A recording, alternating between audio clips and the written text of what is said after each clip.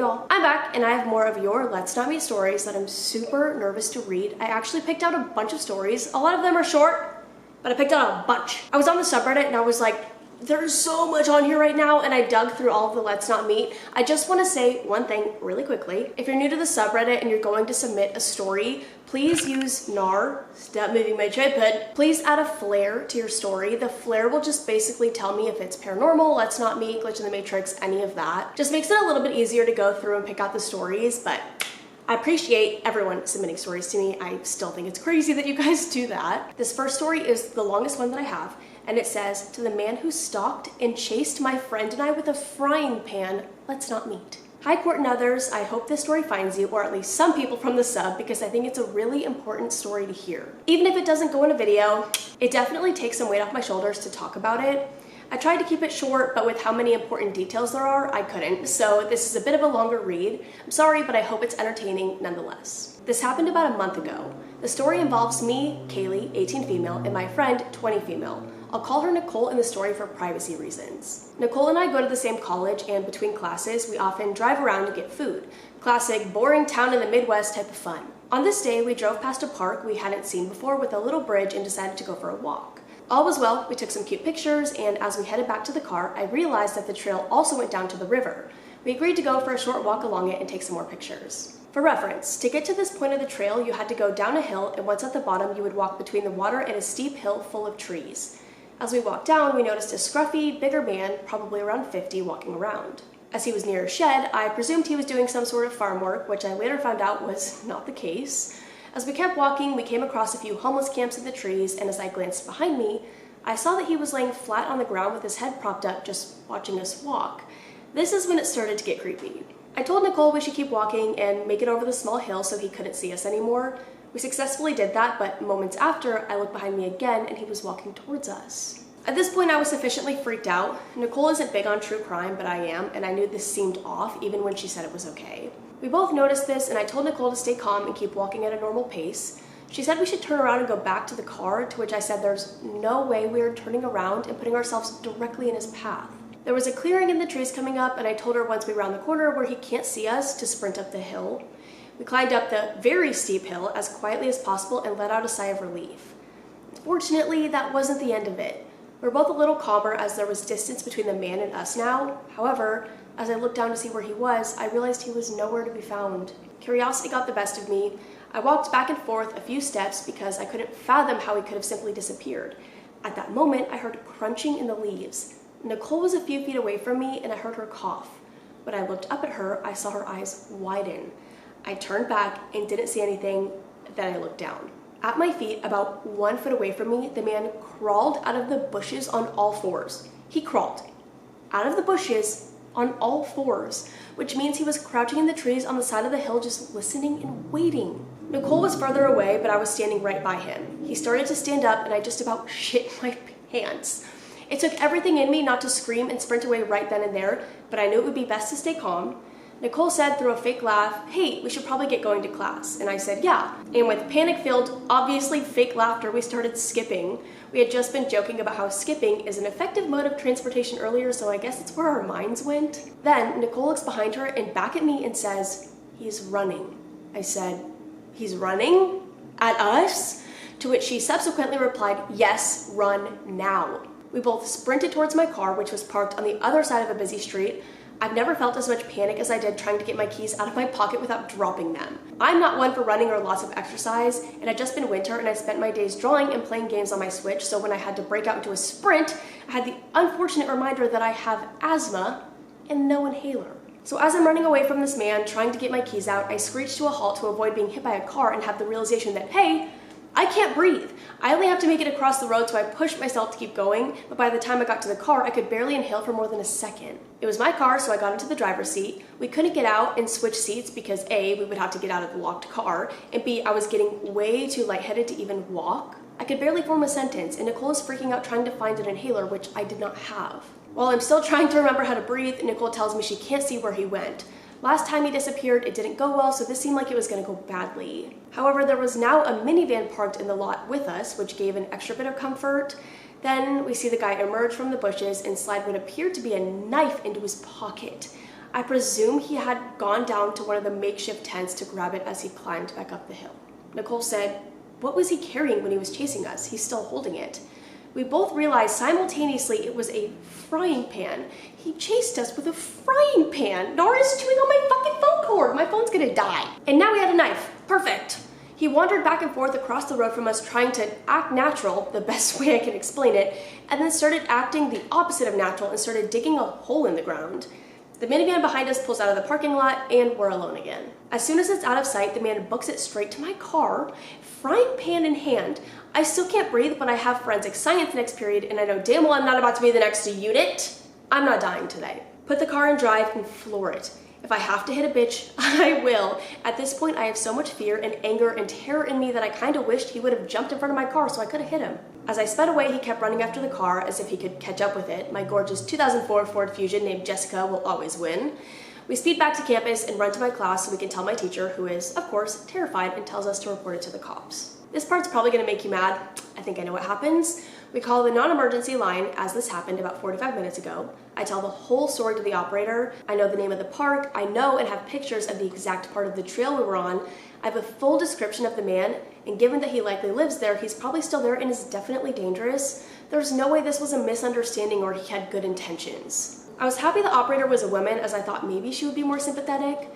That happiness went away as fast as I did when I drove off. She told me I should have reported it sooner and that there was nothing she could do, saying, "I don't know what you want me to do about that. I can't just take that information down," which, yes, she can. I asked my brother-in-law who works on the police force and he confirmed that. She absolutely could have done something. I was fed up and tired and scared, so after a few pleas with her to take it seriously, I said, "Thank you so much for your sympathy. It really means a lot," in the most sarcastic tone I could, and I hung up. I wish I could have gone to the station and reported it and told someone that that's how their calls are being treated and that it was unacceptable, but I just got busy and I didn't get the chance. So to anyone who has experienced anything like this, I am so sorry. Always stand your ground. You deserve to be taken seriously. I'm sorry that was long and hopefully it wasn't too confusing. Thank you to anyone who took the time to read this. I love you all. TLDR, homeless man stalked my friend and I before proceeding to chase us with a frying pan. No, because I'm like, what is your job? Your whole job is like prevent crime. And you make such a good point. He probably does live there, especially if he like went into a tent to get a knife or the frying pan. I don't know what he picked up second, but regardless, like if he lived there, go there. Like, I just don't understand why it's so fucking hard to do anything. Literally, what are you being paid for? Okay, but anyways, the second story says, to the guy who showed up at my school, let's not meet. Hey Courtney, been watching your videos for a couple years and decided to finally share one of my let's not meet stories. Names have been changed for privacy reasons. Sam is the creepy guy, Anna's my best friend, Audrey is the girl who introduced me to Sam, Aiden's my other older friend, and Kaden is my math partner. This is a long one. It's not that long. This happened my freshman year of high school. I was 14 at the time. When I first started high school, I was obsessed with going to football games. Audrey told me about this guy who went to a high school in one of the connecting counties to mine, Sam. She said they were really good friends and she invited him to a football game that Friday night. She gave me a Snapchat and number to talk to him and get to know him. I didn't think anything of it at the time, just finding a new friend through a mutual, and I trusted Audrey. I added Sam and we started talking and FaceTiming the week leading up to the game.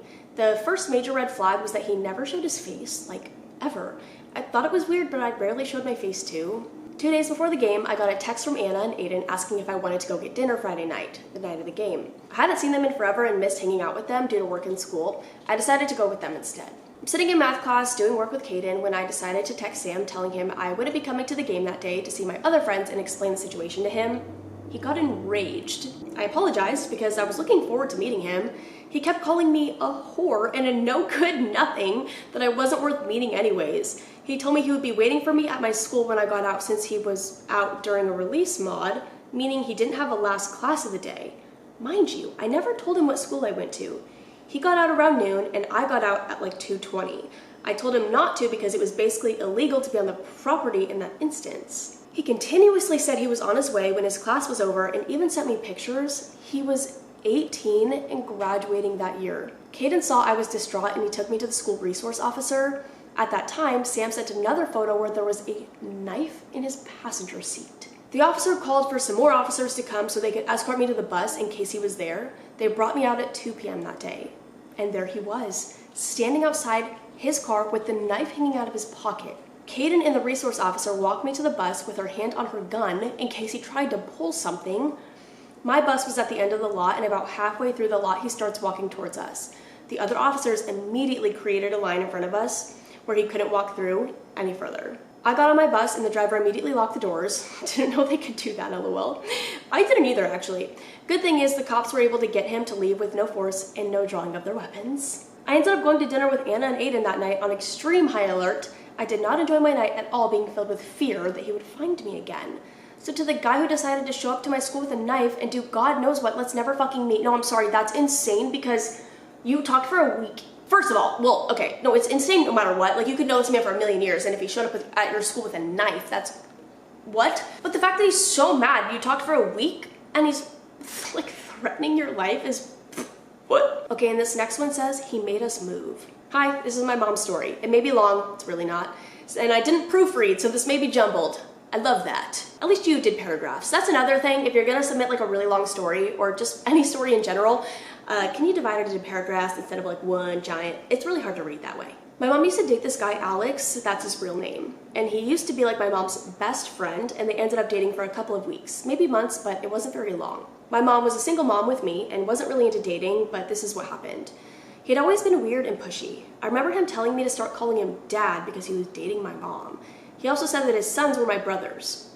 We weren't that close. My mom had broken up with him, and he did not take that well. My mom worked security and often would work nights. I would be in the backseat watching a movie or sleeping. But after she broke up with Alex, he would message her about things that she never told him, or would think the house we lived in was haunted because she would hear a man repeat what she was saying. At some point, she found out he was removing the skirt of the trailer and would crawl underneath and would listen to our conversations that way, and would repeat back what she was saying to himself. Like, he would just repeat it to himself. That's so fucking weird. Not to mention crawling under your trailer is weird, but like, what? Later, she started dating this guy, G. G is 6'4" and a big guy. Total sweetheart, and is always there for us even now that they're broken up. G had driven from Alberta to BC to see my mom. They were on the couch watching a movie when a big bang came from outside, like something hit the side of the trailer. My mom looked outside and Alex was watching them from the window and fell and hit the trailer. Moron. They put that on me. But true. My mom told G it was a big stray dog, which G didn't believe. Another time, my mom called her friend she worked with to check our trailer while she was working. He's also security. When the friend got there, Alex was crawling out from under the trailer. The friend chased after him and threw a shoe at him. After months of this, we moved to another city. I was at my grandmother's when G and my mom were at home. G had seen Alex watching my mom from across the road. We hadn't even told anyone from our old town where we moved. G said, wow, looks like our new city has some stray mutts here too, which was low-key badass. Mom said she would randomly see him wherever she was. We moved back nearly 9 years later, where a guy who knew my friend messaged me, asking how I was, saying we grew up together. I had no memory of him. He kept asking about school, asking me if I really didn't remember him. It was weird, but I played it off until my mom asked me to come read some messages. These messages were from a guy named Mark, saying he missed my mom and was sorry for being so creepy, and said that he drives by my mom's work every day wishing to have the courage to talk to her. I showed her the messages from the guy who was texting me. She said it was Alex's son. Also love that, like, sorry for being creepy, I drive by your work every day. You're still being creepy. After messaging the guy, Mark, and saying she had no idea who he is and he must have had the wrong person, he said it was Alex and he wanted to apologize. She blocked him and I blocked his son. We haven't heard anything since and I haven't even seen him, but it was really creepy. My mom has gotten a new job and told people not to give any of her information to that guy. Even after 9 years, he was still stalking my mom. Sorry if this is long and doesn't make a whole bunch of sense, but it's one of the many crazy stories of mine and my mom's life. If you want more, let me know because there is a lot. I always want more. But I absolutely hate him. Give it, I'm sorry, 9 years, give up. Okay, now we're on creepy Uber Eats driver. I read this one and it gave me like the chill. I don't like this one. Hi Courtney, I've watched your channel for years and wanted to share a creepy Let's Not Meet experience I had when ordering from Uber Eats one night. So my now fiance, then boyfriend, and I moved into a small house together a few years ago. We moved into a pretty busy town in between both of our hometowns. One Friday night, my fiance went out with his friends, but I had to work till 9 p.m. I was excited to have the house to myself on a Friday, order something delicious, and vibe out with a guilty pleasure show. Guilty pleasure show. That was hard to say. The street we live on, Nara's playing with my charger now. I unplugged my phone because he wouldn't stop biting it. Now he's just playing with the charger and I literally can't get him to stop. I threw a toy for him and everything. He doesn't care. The street we live on is very quiet and doesn't have any street lights, so it's always very dark. My fiance and I use Uber Eats fairly often, and we make sure to leave our porch light on for the driver so they can see our house and house number better. We're also used to seeing a rotation of the same delivery drivers, and we have never thought anything bad about our experiences using Uber Eats. Anyway, as I mentioned, I was home alone this evening, and I'm also aware that I can be a bit paranoid sometimes. I was expecting to be anxious about having a random stranger drop food off at the house while I was home alone, for obvious reasons, as a woman. So when the Uber driver pulled up, I was able to hear because our couch is placed on the wall that also doubles as the front wall of the house and is also next to the front door. I lowered the TV so I'd be able to hear the delivery driver walk up the yard, leave the food, then drive away. As I mentioned, this street is very quiet, and also this delivery driver was one I haven't seen in our area before. So I noticed the loud hum of the motor their car made when they pulled up. I heard them open their door, walk up the yard, and leave the food. I also got the notification that my food was delivered before I heard the car drive away. This isn't unusual, but what did spike my anxiety was that I never heard their car door shut, so I didn't want to open my front door while this person was still out front. I waited a moment and listened for the car to drive away, but it didn't. Then, I heard the delivery driver walk up my yard again, but this time they knocked on my front door and waited a second before walking back down my yard. As I mentioned, I know I can be paranoid sometimes, so I wanted to give the driver the benefit of the doubt that maybe they forgot my drink in the car or something and then wanted to drop it off before leaving. But then, the car still didn't drive away, nor did the door ever shut. All of a sudden, the driver walks up for a third time and knocks on the door again. Now I'm freaked out, so I'm definitely not going to open the door. I sat and listened for their car to drive away. Took about 2 full minutes of them sitting out front in their car before they finally pulled off. By this point, I'm super weirded out, so I waited to open my door to grab my order. I'm happy I did though, because I heard the same low hum of their car drive by my house again, super slowly. It felt like they wanted me to come outside while they were out there. I ended up waiting 30 minutes after that before opening my door and grabbing my order. The whole interaction was so bizarre and freaked me out. I also never saw that driver in my area again. So weird, and maybe I'm just paranoid, but to the Uber driver that wouldn't leave my house, let's not meet.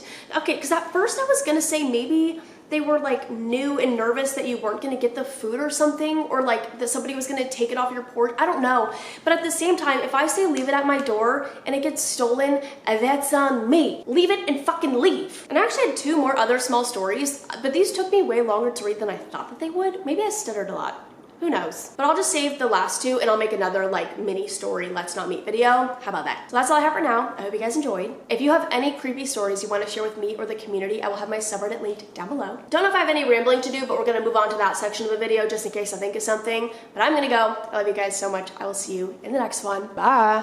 So my friend, okay, this is something I can tell you. One of my best friends, well, I already kind of told you this anyways, whatever.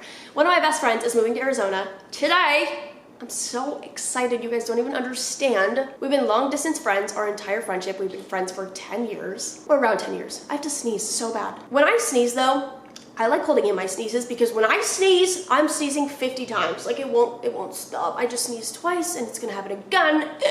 And it's so annoying. Anyways, my friend is moving today. I actually went to her place this morning and waited for her couch to be delivered for 3 hours. I had a 4-hour window. At least I got to leave for the last hour. But I waited for her couch to get delivered because she's not gonna be here till like tonight. And so I told her I would do that, whatever. And then I came home, I showered because I was stinky and sweaty.